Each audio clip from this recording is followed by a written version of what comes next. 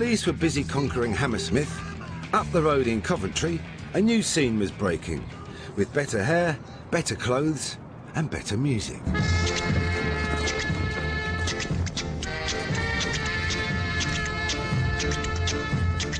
Inspired by 60s Jamaican ska, bands like the Specials and the Selector had created a new sound that was poised to take Britain by storm.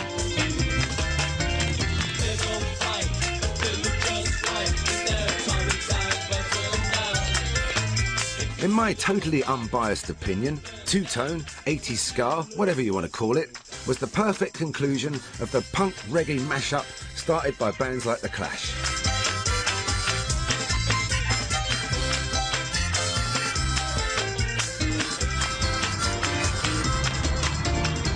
So when two-tone began its assault on Britain, it was inevitable that the Palais would become its spiritual home. We used to do these two-tone tours. We used to have all the bands on the bill. And those were very memorable days at the Palais, because everybody used to dress up in the two-tone scarves and the little suits and things, and absolutely fabulous atmosphere. I told my friend I'd check for you. He told me that he liked you too. Then I started missing you. I could have died when he said, "Anta, she's mine. She's Anta, she's mine." Hi, my name's Pauline Black, and the first time I played at Hammersmith Palais here was late August in 1979.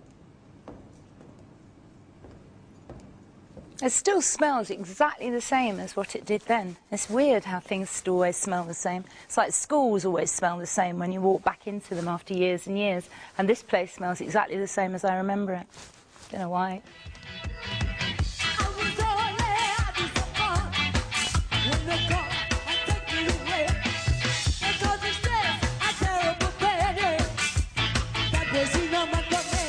My mother actually met my father here in Hammersmith Palais, and she said the place just used to be absolutely rammed and it was the place to come.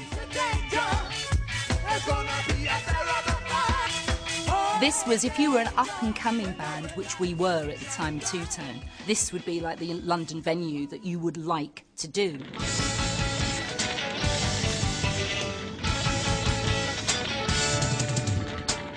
Not everyone welcomed the Selector to West London with open arms.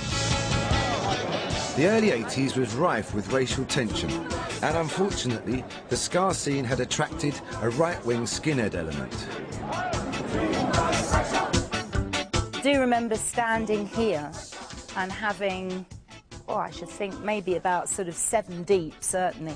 People jam right up to the front here, all kind of Zeke Heiling at us, which was like just really bizarre. And this little black kid who was kind of stood in the middle, who got caught up in it and thought this was like a really great thing to do. So he started doing it. And I remember leaning over going, "What are you doing?"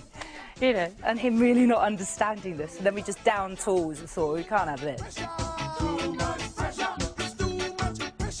And then this little group of skinheads came along, about 3 of them, and tapped on the door and said to us, "Can we come in?" So we were all right then, sort of thing. And in they came and said, "We're not all like that, you know. Some of us are really nice. Please come back and play for us," and all that. So back we came, and I mean, it was the usual thing that we always used to do, was actually turn the lights on the audience, which always embarrassed people down the front, and they all got embarrassed, and then half the audience all started booing and sort of asking for them to be thrown out, and I think the ringleaders got thrown out, and we just carried on. Oh, danger, when I realize shine bright.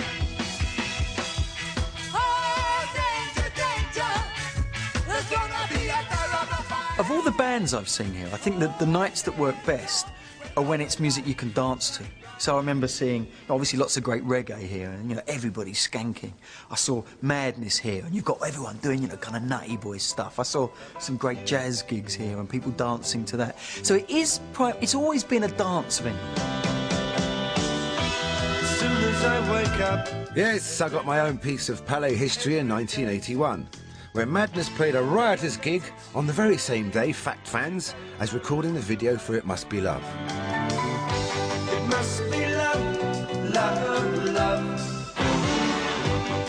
I also saw some great gigs there. Maybe it was the ghosts of all those great dance bands, but there was definitely something special about the Palais. Tonight.